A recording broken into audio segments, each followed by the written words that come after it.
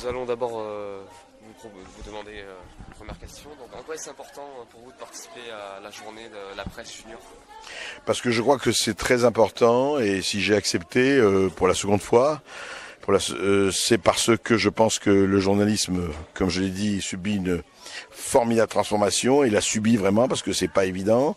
Et je pense que c'est très important de parler avec les jeunes sur ce que sont les médias, sur ce que c'est que les médias, sur comment on peut et entrer dans les médias et devenir journaliste pour ceux que ça intéresse, mais surtout comment consommer les médias, parce qu'on est tous des consommateurs de médias, et comment les consommer de la manière la plus lucide et la plus critique possible. Oui, d'ailleurs, vous avez animé donc un débat sur ça. Sur 2 débats déjà. Oui.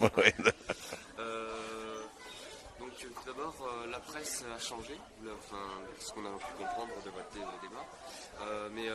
Comment a-t-elle changé? Elle a changé en ce sens que la presse était, comment dirais, monosource, c'est-à-dire que vous aviez une presse qui donnait à ses lecteurs un certain nombre d'informations, d'ailleurs souvent très très très bien. Les lecteurs réagissaient entre eux ou pas, etc. Et la presse a changé d'abord par l'irruption énormément de technologies qui ont fait que la presse qui était pyramidale, où l'information allait de haut en bas, est devenue une presse transversale, horizontale, où l'information vient maintenant de partout. Et où il s'agit justement pour le journaliste de trier, de sélectionner, de faire un checking de l'information, de mettre en perspective. Mais l'information elle-même ne passe plus du tout comme elle passait avant. Elle passe vraiment, grâce à Internet, grâce au portable, grâce à tout cela, par tous les canaux transversaux du monde. C'est une information qui est devenue mondiale. Elle n'est plus régionale, elle n'est plus locale. Elle peut être locale et régionale, mais elle peut être de partout. Donc ça change complètement les données du problème. Comment les journaux peuvent continuer à vivre avec l'évolution d'Internet, de la télévision ou même de la presse gratuite? Oui, tout à fait. Il faut parler de la presse gratuite aussi, qui dépend, elle, entièrement de la publicité, comme vous le savez. Eh bien, je crois qu'elle peut tout à fait survivre, et elle le montre déjà dans certains coins du monde, en étant multimédia. C'est-à-dire qu'aujourd'hui, on ne peut pas envisager pratiquement de faire un journal s'il n'y en a pas sur son site internet avec, ou à côté, mais en complémentaire.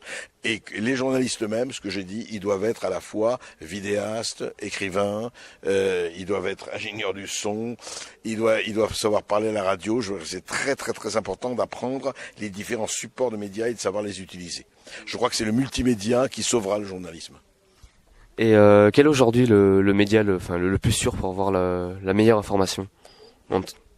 Je crois qu'il n'y a pas de médias sûrs. Je crois que justement, on a cette chance d'avoir dans des pays ou dans des mondes qui ont la pluralité des médias. Vous savez, je ne crois pas, moi, qu'il faut lire un seul média, à moins qu'on soit militant et qu'on dise celui-là, il correspond à mon idéologie ou mes croyances et je ne veux lire que ça. Moi, personnellement, je crois que même on peut prendre le temps de regarder plusieurs choses, de lire plusieurs choses et de se faire, et j'insiste beaucoup là-dessus, son propre point de vue. Je suis contre les moutons de Panurge. Je pense pas qu'il faut suivre aveuglément une opinion. Je pense qu'il faut se faire soi-même sa propre opinion. Donc, je dis pas qu'il y a un meilleur média que d'autres. Je pense que les médias sont formidables. Moi, par exemple, je suis ravi. Moi, j'ai été la génération des papivores. Je suis né dans le papier et à la télévision, mais je suis ravi d'avoir Internet aujourd'hui. Ça m'apporte aussi des choses. Ça veut pas dire pour ça que je suis à genoux devant Internet. Et comment pouvons-nous avoir l'info 24 heures sur 24 avec les journalistes? Comment pouvons-nous, pardon, répétez-vous. Oui, comment pouvons-nous avoir l'information 24 heures? Comment est-ce possible? D'abord, 24 heures sur 24, vous ne pouvez pas parce qu'il faut que vous dormiez, que vous mangiez et que vous vaquiez à vos occupations, y compris scolaires, amoureuses ou autres. Je pense simplement que les journalistes, par essence, vous savez, ce sera comme les 3-8, ils vont se relayer. Parce qu'aujourd'hui, effectivement, l'information, pendant que vous dormez, voilà, l'information continue. Ça ne s'arrête jamais. C'est comme le ciel, les étoiles, l'oxygène. L'information est devenue l'oxygène. Elle est là. Alors, encore une fois, pour le meilleur et pour le pire, ça ne s'arrête jamais. Donc, à ce moment-là, ce qu'il faut simplement, c'est qu'au moment où vous êtes dans la recherche d'informations, dans la lecture, etc., eh bien, vous prenez le temps de faire. Et je dis toujours, moi, aux jeunes qui veulent faire le journalisme, je dis lisez, lisez, lisez. Lisez aussi des livres. Le livre est un instrument qui reste indispensable pour acquérir les connaissances et le bagage pour devenir un bon journaliste. Merci, André Berkoff.